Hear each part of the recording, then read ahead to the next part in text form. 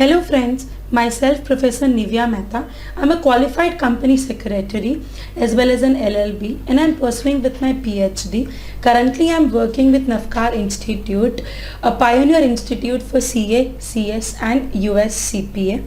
Friends, today the subject which we are going to deal is paper number 2 of CA Foundation, Business Law and Business Correspondence and Reporting, or you can say that English. This particular subject weighs around 40 marks and has total 13 chapters which covers various aspects of drafting skills of a student which is at foundation level, like drafting of articles, report writing, emails, resume and certain other English tenses, antonyms and synonyms. The chapter which today we are going to deal is chapter number 12, email, or you can say e-correspondence. Now, email is something which is not new. Everybody knows what is email. Today in this chapter, we are going to discuss about how to write an email, what are the kinds of email, the do's and don'ts of a email or a e-correspondence. So let's start with the chapter 12, email. There has been a revolution in the manner and method of communication in the last few decades. The internet has made instantaneous communication a part of everyday life. Writing and posting letters is no longer a viable option. Yes, friends, internet is nothing new. Everybody of us in our day-to-day life use internet, like we use WhatsApp or we use Facebook, Instagram, Twitter. In the same way, there is a method through which we can send letters or we can send any kind of a communication which is known as email or e-correspondence. The most common and preferred method of informal and formal communication in the modern world is the email. And email can be used as an inter-office. Inter-office का मतलब है office के internal लोगों में भी आप email का use कर सकते हो, and internal communication tool, or it can be sent to someone outside the company or institution. आप इंटरनली भी यूज़ कर सकते हो, और अगर आपको किसी को कोई लेटर भेजना हो आप आउटसाइड द ऑर्गेनाइजेशन भी उसको सेंड कर सकते हो, लाइक टू गवर्नमेंट और to any kind of a regulatory authority. Now for example, if I want to send a letter to Japan, there are three options for me. First, I'll personally go to Japan, deliver the letter, but that will cost me too much, the airfare, the boarding and the lodging. Second option is I courier them, but that would also cost too much. And the third option is I send them via email, a scanned copy. So that is the most viable option. Viable is the most perfect way of sending a letter or any kind of a written communication is email. What is e-correspondence? E-correspondence, now E over here means electronic or anything which relates to computers or anything which relates to mechanics, that is known as e-correspondence. E-correspondence is commonly known as email correspondence or electronic correspondence. It is an electronic method of providing you with important information on your email address.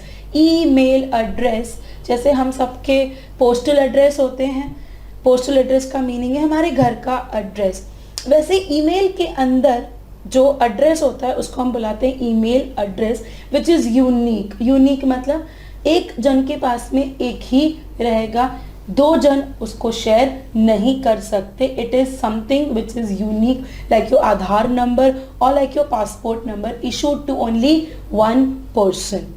You must supply a valid email address in order to receive information via email. Yes, the email address, जैसे अगर आपने घर का पता गलत दिया तो चिट्ठी आप तक नहीं पहुंचेगी. वैसे अगर आपने ईमेल गलत दिया या आपने एक भी लेटर नहीं बताया या आपने कुछ गलत बताया या सामने वाले ने कुछ गलत उसके अंदर टाइप किया तो वो ईमेल हम तक नहीं पहुंचेगा. तो it has to be a valid email ID. Example दे रखा है johndoe@company.com. नाउ @ सिंबल की अगर मैं बात करूं तो @ symbol was basically initially given by Tomlinson. Tomlinson वो इंसान थे जिन्होंने @ सिंबल दुनिया तक पहुंचाया. So John Doe is the name of the person जिसका ईमेल अकाउंट है and @ is basically the company जो प्रोवाइड करती है, जैसे जीमेल हो गया या याहू हो गया या आप बोल सकते हैं रेडिफ मेल या times.com. These are the email providing companies जो ईमेल्स का सर्विस हम तक पहुंचाती हैं.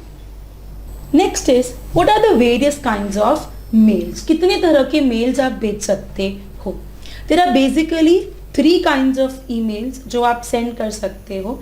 One is informal email, second is semi-formal email and the third is formal email.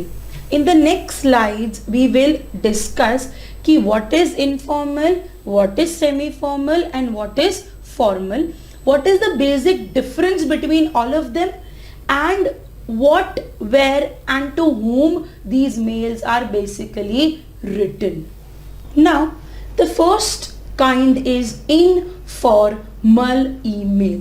Now let me clarify the meaning of the word informal. Informal का meaning होता है something which does not follows a chain, something which does not follows a hierarchy. Hierarchy का meaning है anything which is not official. Official is जहाँ पर आपको अपना email अपने क्लोज फ्रेंड्स को या अपने रिलेटिव्स को भेजना है, वहाँ आप यूज़ करते हो इनफॉर्मल ईमेल. नाउ फ्रेंड्स, जब हम हमारे दोस्तों से बात करते हैं so do we follow any kind of a rule, any kind of a what do you say regulations? No. So यहाँ पर भी सेम है कि जब आप इनफॉर्मल ईमेल सेंड करोगे you are not going to use any kind of a rules. There are no rules to be followed. You can use a casual or informal language. Slangs and abbreviations can be used. Slangs का meaning है आम भाषा जो हम अक्सर हमारे दोस्तों के साथ में यूज करते हैं, वो भाषा आप यूज कर सकते हो. No particular style of writing is required. However, the purpose of the mail and the message should be clear to the recipient. Recipient is जिसको आपने ईमेल भेज रहे हो उसको आप बुलाते हो रेसिपिएंट. सेंडर कौन है? जो ईमेल भेजेगा. रेसिपिएंट कौन है? जिसको ईमेल मिलेगा, उसको हम बुलाते हैं रेसिपिएंट. तीनों तरह की मेल, चाहे इनफॉर्मल हो, चाहे फॉर्मल हो, चाहे सेमी फॉर्मल हो, one thing is common, that is भेजने वाले का intention should be clear and the receiver should be able to understand it in the same manner. That is the general rule of communication कि मैंने जो कहा आपको समझा, वरना it would be a miscommunication.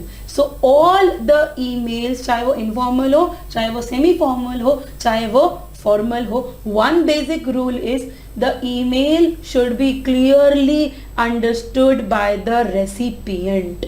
अगर आपका इंटेंशन नहीं समझेगा तो email would be in vain. Vain का मतलब है it would not cater to your subject.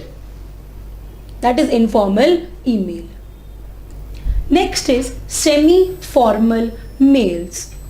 Semi-formal mails. Semi-formal mails are those mails which you write to your colleagues. Colleagues का मतलब है आपके साथ काम करने वाले लोग, आपके साथ जो ऑफिस में काम करते हैं, सेम टीम में काम करने वाले लोगों को आप कौन सा ईमेल सेंड करते हो? Semi formal emails. Addressed to colleagues functioning within a team and at the same seniority level. Same level का मीनिंग है असिस्टेंट मैनेजर को ईमेल भेजेगा at the same level, that is a semi formal mail. अपने से junior को भेजोगे तो भी सेमी फॉर्मल, अपने से सीनियर को अगर भेजोगे तो आप सेमी फॉर्मल नहीं क्या यूज करोगे, फॉर्मल ईमेल्स यूज करोगे. The email can B brief.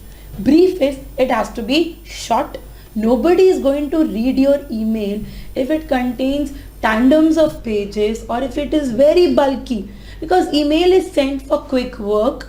It is not कि बहुत बड़ा होगा तो सब पढ़ेंगे, नहीं. It has to be perfect, short, simple and sweet. And the language can be casual and friendly. But maintaining decorum is essential. Decorum is discipline. Decorum is discipline. Discipline how? You are not supposed to use any kind of a slang, or you are not supposed to use any kind of an abusive language or something which is inoffensive. Any language which can hurt your colleagues, you will not write in a email. And the purpose of the mail and message should be clear to the recipient or the recipients. Again, अभी समझाया, सारे के सारे mails में एक चीज बहुत common है, that is the message should be loud and clear. If it is not clear, your intention is not transferred to the other person. The last one is formal mails. Formal mails are mails which are addressed to people within the organization but at a higher level. आपसे थोड़े ऊंचे level पर या आपसे senior level पर जो लोग हैं या आपके सीनियर्स, उनको आप कौन सा ईमेल भेजोगे, formal. And anybody who does not know you, जिसको आप जानते नहीं हो, उसको आप कौन सा ईमेल सेंड करोगे, फॉर्मल. अगर आपको गवर्नमेंट को कोई ईमेल करना है, अगर आपको सेबी को कोई ईमेल करना है, that email is basically formal emails because it has a style and a language. The purpose should be clear and the content is lucid and precise. Content is lucid. Lucid का मतलब है something which is easily understood and something which follows a style and a decorum. I cannot or you cannot write an email to government using personal language or pronouns he, she or you. We need to maintain discipline and decorum while writing formal emails. Follow all etiquettes of formal communication. जो etiquettes are mannerism, etiquettes are habits. जो habits आप किसी नए आदमी से बात करने में फॉलो करते हो, वही आपको फॉर्मल emails में भी फॉलो करना पड़ेगा. That is formal emails. Now I'll sum up all the three kinds of emails. Informal emails are emails which are sent to friends and relatives. Semi-formal emails are sent to colleagues and people functioning within the organization. And formal emails are emails which are sent to outside parties and to persons who belong to a senior level. अगर एक assistant manager को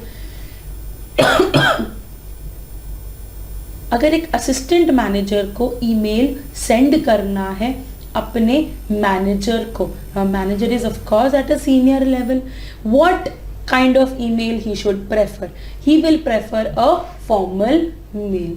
अगर आपको अपने friend को email लिखना है, you will prefer a informal email. अगर आपको आपके कलीग को या अगर आपको आपके जूनियर को ईमेल लिखना है, you will prefer a semi formal emails. Now in this particular slide you can see a sample of email. A sample of emails looks like this. Two is basically a person जिसको आप email भेज रहे हो. The recipient is mentioned in the to. CC is आपने किसी और को भी वो ईमेल सेंड करना है तो आप उसको CC में मेंशन करोगे. The full form of CC is carbon copy. BCC is blind carbon copy. अगर आपको रेसिपिएंट को ये नहीं बताना है कि ये ईमेल आपने और किस किस को भेजा, तो आप उस पर्सन का नाम BCC के अंदर मेंशन कर सकते हो. Next is the subject. The email is sent with a subject. Subject makes it easy for the receiver to understand what the email is all about. And secondly, अगर subject लिखा हुआ होता है तो आपको सर्च करने में बहुत आसानी होती है. like I get या you get 5,000 emails a month. Now how will you remember कि किसने कौन सा email कब भेजा था? So Gmail या कोई भी सर्विस प्रोवाइडर आपको एक ऑप्शन देता है टैब बार के ऊपर कि आप कंटेंट में जाकर सर्च कर लो कि ये ईमेल इसके बारे में था. You will get the email very easily. तो that is the subject. Then are the attachments. Attachments are basically वो सारी चीज़ें जो आप इसके साथ में सेंड करोगे, लाइक अ लेटर और अ पिक्चर और any kind of a PDF file और any kind of an images और a video which you can send through emails. Then is the interface. Interface का मीनिंग होता है जो भी आप लिख रहे हो it can be bold or it can be converted into italicized or it can be converted into underline. That is the interface. The same जो आपको word के अंदर मिलता है अगर आप MS Office यूज करते हो तो. Then dear hiring manager. Dear hiring manager is what? It is the salutation. It is a salutation जो आप जैसे हम बोलते हैं ना नमस्ते या जय श्री कृष्ण या सत श्री अकाल. दैट इज़ अ सैल्यूटेशन जो आप ईमेल में यूज़ करते हो किसी भी पर्सन के लिए. Then comes the body of the email and last comes the closing part और the complimentary part. This is how a sample email looks like. Now in the further slides we will discuss each component of an email कि to में किसको भेजोगे, CC में क्या लिखोगे और BCC में क्या लिखोगे. Now is format of a email. From is name of the person sending the mail, जो भेज रहा है उसका नाम. To is name of the recipient, जिसको आप ईमेल भेज रहे हो उसका नाम आप टू में मेंशन करोगे. CC is carbon copy. The same mail being sent to other individuals with their email IDs visible to all in the group. सभी लोग CC वाले इंसान को देख सकते हैं. BCC black या blank carbon copy. The names and email IDs of the BCC receivers is not visible to the recipient of the mail, but his or her ID is visible to the BCC receivers. BCC में जिसका नाम है to वाला इंसान उसको नहीं देख सकता, बट BCC वाला ये देख सकता है कि ये ईमेल मेरे अलावा और किस किस को भेजा गया है. So that is to, CC and BCC. Now in your CA foundation exams they will ask you how to make a email और they can give you a practical example to draft a email with all the terms. And in your CA foundation exam they can ask you how to write a email with all hypothetical situations. आप पूछ सकते हैं कि इस email को आप लिखो अपने वर्ड्स के अंदर. So you have to follow the same format. From, to, CC, BCC, subject. Next is subject. Stated clearly and concisely, as हमने डिस्कस किया दैट अगर आपका सब्जेक्ट क्लियर है तो ईमेल जिसको मिला है he would also come to know that what the email is all about. He would not be into any kind of a confusion. उसको पता रहेगा कि इस ईमेल में इस बारे में बात की गई थी. That is the importance of subject. Next is salutation. Salutation is the opening part of your email. जैसे dear sir, madam, dear Mr. Gupta, hi Kapil. If you know the receiver well, hi all. If addressed to a group of people. अगर आपको सामने वाला जानता है और आप सामने वाले को जानते हो तो आप उनको नाम से ईमेल एड्रेस कर सकते हो. लेकिन अगर आपको ये नहीं पता कि मैं जिसको ईमेल लिख रहा हूँ या मैं जिसको ईमेल लिख रही हूँ वो मेल है या फीमेल है तो आप डियर सर स्लैश मैडम दोनों लिखोगे. डियर सर स्लैश मैडम दोनों लिखोगे. अगर क्वेश्चन में बोला गया है that write a email to mister Gupta तो आपको पता है कि mister Gupta is a male तो आप सीधा क्या लिखोगे डियर सर और dear mister Gupta. That is known as salutation.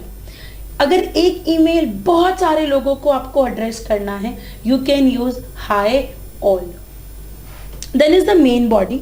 Main body is contains the main content of the mail.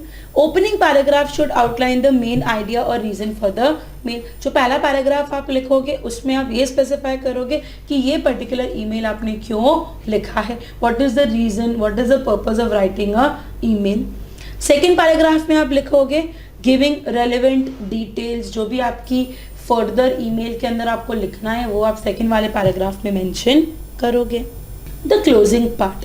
Closing part is making a conclusive या कंक्लूडिंग स्टेटमेंट और suggestion, recommendations to address the issue और problem, suggestions on the timeline for resolving the issue and delegating responsibility to selected individuals. जैसे आपको email में last part में आपको बताना है कि ये पर्टिकुलर ऑफर 31 मार्च तक ही वैलिड है, तो वो आप कहाँ पर लिखोगे, लास्ट पार्ट के अंदर मेंशन करोगे. या आपको बोलना है कि डेडलाइन ये है, यहाँ तक आपको ये डॉक्यूमेंट सबमिट करने हैं, so you will write it at the end. That is the closing part of your email. That is the closing part.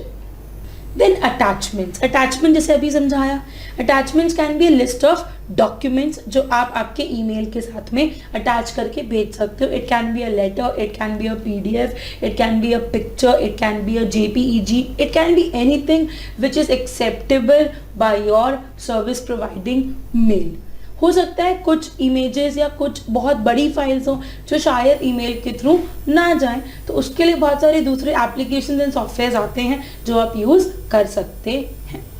Last is the signature line. Signature line includes your signature. Now you can't sign, तो आप यहाँ पर signature का meaning है आपका नाम, आपका designation, आपका contact number which gives your identity कि हाँ ये मेल मैंने लिखा है. और अगर किसी को भी इस ईमेल के अंदर कोई डाउट हो, please contact the concerned person, that is known as signature. The name and designation of sender. It may include email address and telephone number for convenience of the recipient. आप इसके अंदर आपका नाम लिख सकते हैं, आपका डेजिग्नेशन लिख सकते हैं, असिस्टेंट मैनेजर, जनरल मैनेजर. आप आपका टेलीफोन नंबर डाल सकते हैं. जो भी आपको इसमें अपने बारे में इंफॉर्मेशन इंक्लूड करनी है वो आप सिग्नेचर क्लॉज में इंक्लूड कर सकते हैं. Signature clause is the last और the closing part of your email. ये आने से आपका ईमेल बिल्कुल फिनिश हो जाता है. Next is how to write an effective and appropriate email. Now this is something which everybody of us need to work upon, that how to write an effective and appropriate email. Writing effective and an appropriate email requires the following.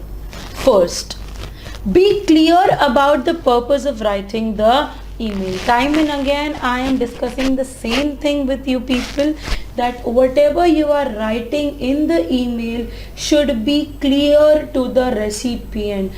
If your email does not conveys the same meaning as you want, there is no need of sending a email.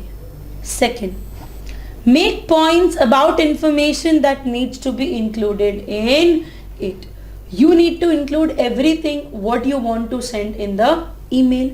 Your tone and language should be suitable for the intended recipient. Tone means whatever you are writing, whatever words you are using in the email should be perfectly apt for all kinds of people. For example, अगर मैं email अपने senior को भेजूंगी, I need to obey certain lines and decorum. Like I cannot write the email in a very high tone.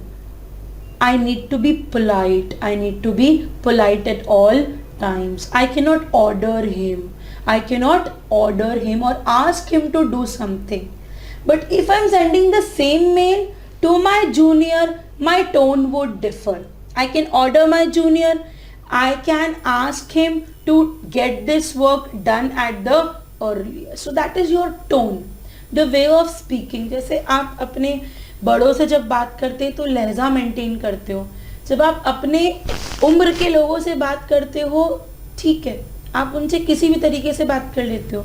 अपन से छोटों से जब आप बात करते हो तो आपका लहजा चेंज होता है, तो tone and language is your लहजा जो आप ईमेल में भी यूज करोगे. Use your official IDs for all work related emails. Yes, अगर आप किसी भी ऑफिस के पर्पज से ईमेल सेंड कर रहे हो, you should always use your official ID. Official ID is any kind of an ID जहाँ पर आपकी आइडेंटिटी स्पेसिफाई हो रही है. That is your official email ID. Next, use an appropriate salutation. Salutation is dear sir, dear madam, dear all, dear couple. That is a salutation. You need to be very careful while using the salutations. अगर आपने salutations ठीक से नहीं use करे हैं, email गलत नहीं होता है, बट ईमेल पढ़ने वाले को थोड़ा सा ऑफेंसिव लगता है अगर आपने सही तरीके से सैल्यूटेशंस का इस्तेमाल नहीं किया है तो. To continue, keep the mail short and simple. Nobody is going to read your email if it is very bulky. Use short sentences to convey. Use short sentences to convey your message clearly and concisely. Yes, जितना short sentence आप use करोगे अपने emails के अंदर, उतना आपका email सामने वाले को समझेगा. जैसे अगर मैं एक पैराग्राफ बिना किसी फुल स्टॉप के 10 लाइन में लिख दूं, you will not be able to understand it at once. आपको उसको 2-3 बार पढ़ना पड़ेगा. वही पैराग्राफ को अगर मैंने छोटी छोटी लाइनों के अंदर बहुत क्लियरली लिखा है, आप एक बार में ही पढ़ के उसका मीनिंग समझ जाओगे. That is short and simple sentences. State the subject, main purpose of writing the mail clearly in the opening paragraph. You need to specify the subject very carefully जब आप email लिख रहे हो तब. Use separate paragraphs for stating different points. Yes, अलग अलग paragraphs के लिए आप अलग अलग पॉइंट्स के लिए आप अलग अलग पैराग्राफ यूज कर सकते हो. That is 9 points which you need to take care that आपका ईमेल इफेक्टिव हो. Include pie charts, graphs, flow charts to present information and bring lucidity to the content of your mail. आप आपके email को थोड़ा attractive बनाने के लिए पाई charts, graphs या फ्लो चार्ट या टेबल्स का यूज़ कर सकते हो, सो दैट जो भी इंफॉर्मेशन आपको सामने वाले को देनी है वो उसको तुरंत समझ में आ जाए. If it is in the form of a graph और अ फ्लो चार्ट और in the form of a colourful table. Next, the content of the mail should be logically and systematically organized. Yes, you need to make sure कि आपके email के अंदर जो भी content आप दे रहे हो that is logically arrange. Logically arrange का मतलब है if I am writing a email to invite somebody at my place for dinner, तो मैं जब ईमेल लिखूंगी तो मैं पहले उसको बताऊंगी कि मेरे घर पे ये फंक्शन है और आपको इतनी बजे इस वेन्यू के ऊपर आना है. That is known as a logic. ऐसा नहीं कि पहले मैं उनको थैंक यू बोल दूंगी और ये बोलूंगी कि आप आना प्लीज, बट वो तो कंफ्यूज हो जाएंगे कि मुझे कहाँ पर आना है. दैट इज अ लॉजिक कि पहले आपका main purpose of writing the email and then the concluding part. That is how you can make a logic and a systematic email. Do not write the entire mail in capital letters. Capital letters can be utilized to highlight certain points but should be used judiciously. Exactly. Capital letters केवल आप तभी use करोगे जब आप subject लिख रहे हो या आप ईमेल के अंदर कोई इंपॉर्टेंट पॉइंट हाईलाइट करने की कोशिश कर रहे हो. जैसे वेन्यू, वेन्यू अगर आप लिख रहे हो, किसी को इनवाइट कर रहे हो, तो जो जगह का नाम है उसको आप कैपिटल में लिख सकते हो. Writing the entire mail in capital letters is equal to shouting at the top of your voice, कि आप सारी बातें चिल्ला चिल्ला कर रहे हो. So you have to write the email in normal letters, केवल जहां पर इंपॉर्टेंट पॉइंट्स को हाईलाइट करना है वहां आप यूज कर सकते हो कैपिटल लेटर्स को, और आप उसको हाईलाइट कर सकते हो in terms of colours also. आप रेड, पिंक, जो भी आपको कलर यूज करना है वो आप यूज कर सकते हो। Highlight, underline the key points so that the reader can skim through the mail and get an idea of the content. Yes, अगर आपका ईमेल बहुत बड़ा है आप मेन पॉइंट्स को हाईलाइट कर सकते हो so that पढ़ने वाला पहले केवल वो हाईलाइटेड पॉइंट्स ही पढ़े, ताकि उसको समझ में आए कि हाँ, this mail is about this. That is what is known as skimming through the mail. Skimming means going through the mail at a glance without reading the entire parts. Next, take special care of the tone of the email. Since all your write goes on record, make sure that your tone is pleasant and reflects truly what you wish to state. Email writing is a form of written communication, and every written communication serves as a record, serves as an evidence. So you need to make sure whatever you are writing goes on record. People can save it for their ears, they can make a copy of it as much as they want. So you need to take care of your tone, of your words, that you are not harming anybody. आप कोई ऐसे शब्द का प्रयोग नहीं कर रहे हो जो किसी के दिल को ठेस पहुंचाए या आगे जाकर आपके लिए खतरनाक साबित हो. That is your tone or the use of words or the use of language. चाहे आप किसी को भी लिख रहे हो, चाहे आप फॉर्मल मेल लिखो, चाहे आप सेमी फॉर्मल लिखो, चाहे आप इनफॉर्मल लिखो. That is, you have to be very sure about your own language and your content. It proves or it can be saved as a record. Ensure you are polite at all times, whatever the provocation. Provocation is जब कोई आपको उकसाए तो आप भी अपना temper loose कर देते हैं, बट ईमेल के अंदर आपको ऐसा नहीं करना, क्योंकि email is a record, email can be saved. तो आपको आपकी लैंग्वेज हर बारी polite, you have to be sweet, you don't have to use any kind of a abusive और अ बैड लैंग्वेज जिससे सामने वाला आपके खिलाफ जा सके. Proofread your mail before you send it. एक बार ईमेल सेंड करने से पहले आप फिर से उसको पढ़ लें, सो दैट कोई भी ग्रामेटिकल, स्पेलिंग या पंक्चुएशन एरर्स ना हो. It is very important to read your mail before you send it, ताकि आपको पता रहे कि ये पॉइंट मुझे यहाँ नहीं डालना था, आप उसको डिलीट कर सकते हो, या ये पॉइंट इंक्लूड करना था, आप उसको इंक्लूड कर सकते हो. So these are some of the things you need to take care. When framing a reply to a received mail, ensure you answer the queries or requests in it. Yes, आपको किसी ने email भेजा, अब आप उसका reply कर रहे हो. मेक श्योर कि रिप्लाई करते वक्त आप पुराने वाले ईमेल को एक बार पढ़ो और उस ईमेल में आपसे क्या मांगा गया है आप उसका जवाब दो. जैसे अगर आपको किसी ने ईमेल भेजा कि like in Navkar Institute we get so many emails daily and we make sure to reply them. जैसे students inquiry करते हैं about CA, students inquiry करते हैं about CS, so we make sure that we reply them each. So while replying them, we have instructed the staff to first read the email and then answer the email in terms of the question asked by the concerned person. So that is very important while writing or the reply for the concerned email. Do not use slang.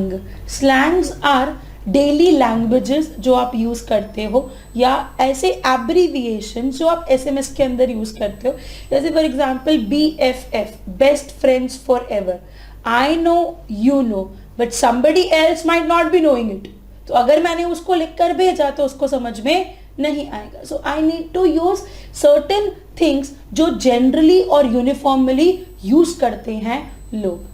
I need not to use abbreviations जो मुझे पता है, आपको पता है, but सामने वाले को जिसको भेज रहे हो उसको नहीं पता। In comprehensible abbreviations and SMS language in your mails. SMS language is THE की जगह पे D लिख कर भेजना, FROM from की जगह पे 4M लिख कर भेजना.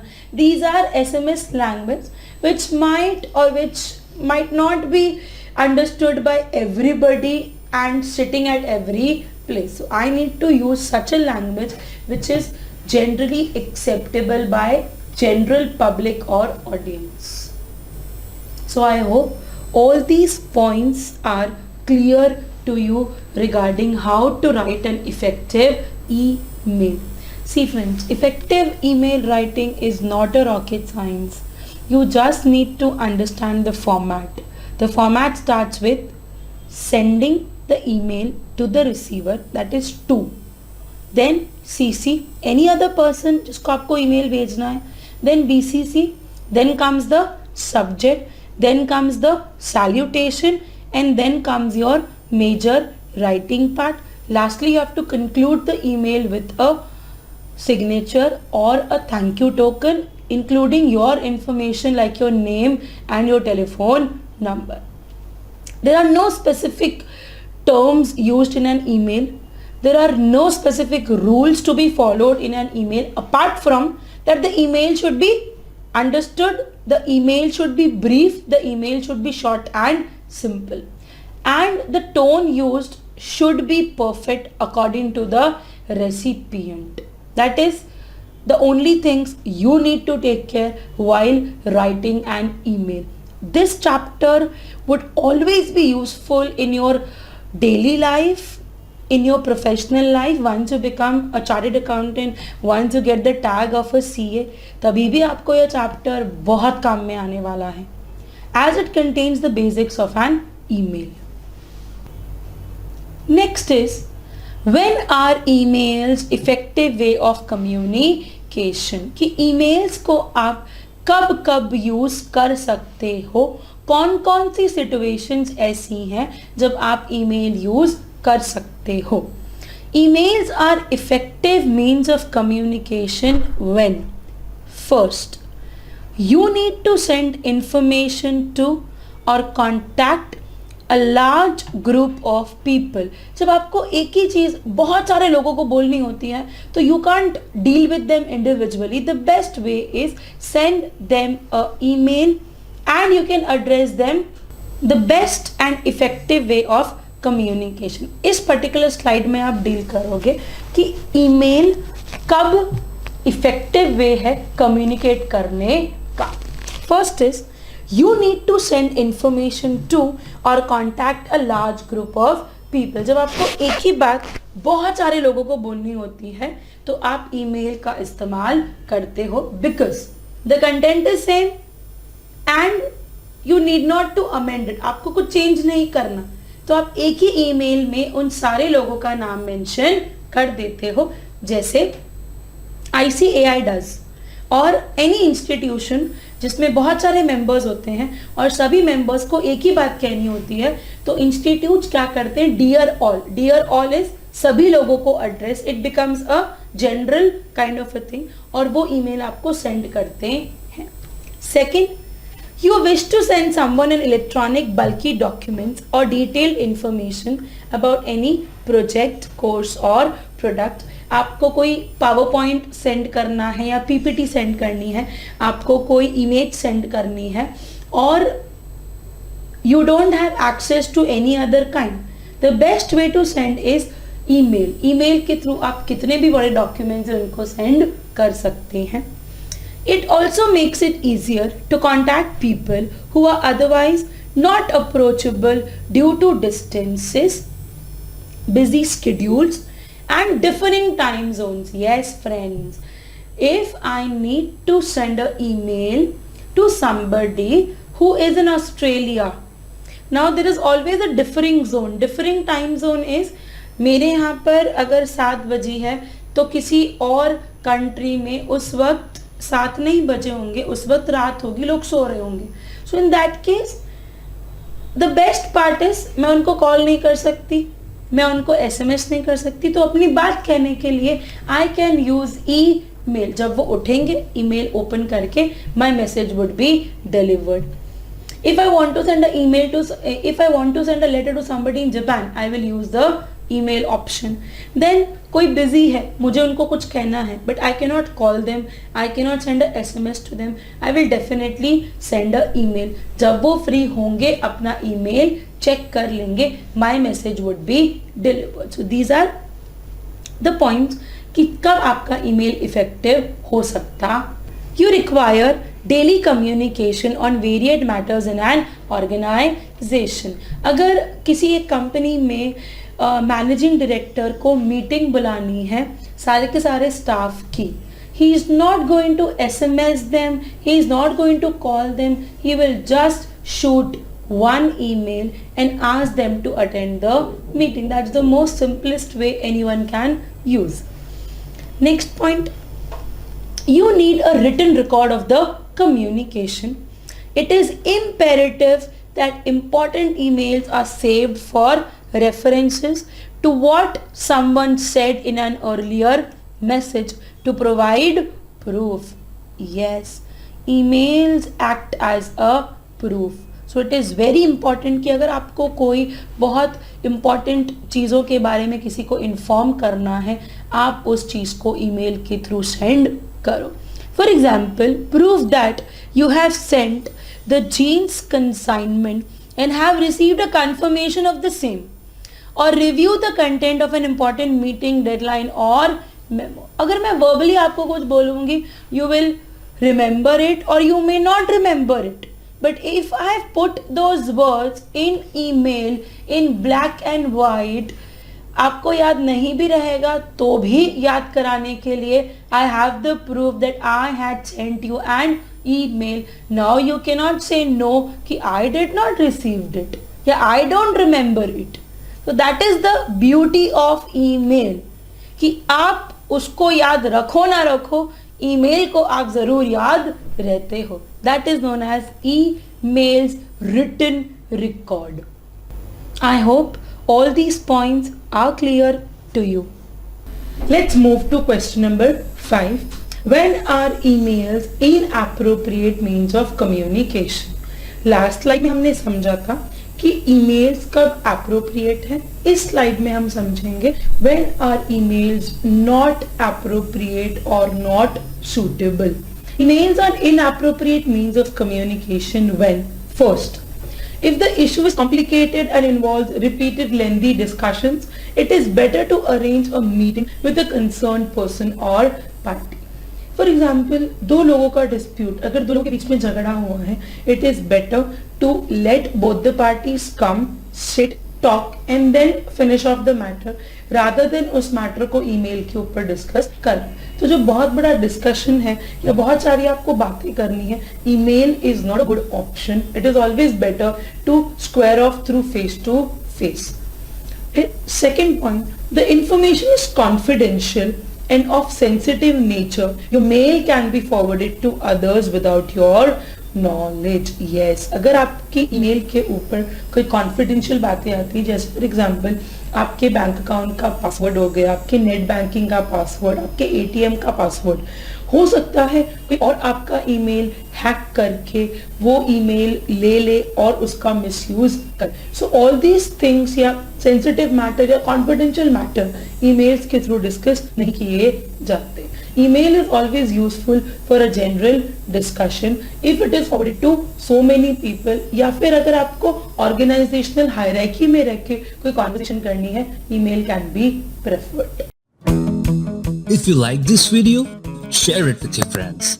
Subscribe to our YouTube channel to watch more such videos and learn from our expert faculty members. Press the bell icon to get regular notifications whenever we upload a new video. Download NDI mobile app to get complete CA course online. We value your support. Thank you for watching.